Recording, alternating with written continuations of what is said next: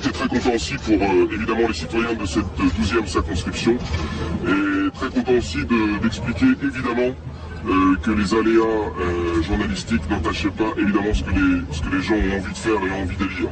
Et ça, c'est le plus important.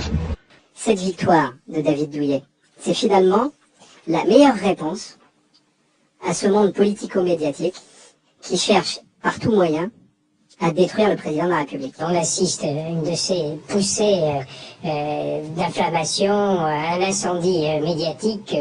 Nous avons l'habitude d'en voir il y a quelques semaines. C'était à propos des déclarations du ministre de la Culture. Les journalistes qui ont essayé de faire croire, en prenant la roue de Marine Le Pen, formidable, que Frédéric Mitterrand était pédophile. Quel journaliste? Et je vais pas en citer un, c'est tout le monde, ou presque. Mais enfin, on dit n'importe quoi. Et heureusement, mais je dis jamais n'importe quoi.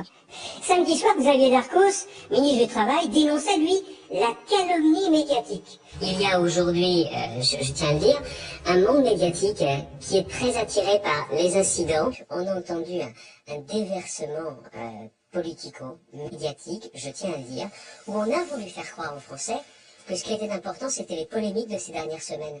Les priorités des Français, vous savez, ne sont pas forcément les priorités, et je le dis, de toute une sphère politico-médiatique qui fait comme si la crise était finie. Mais pour les Français, la crise n'est pas finie.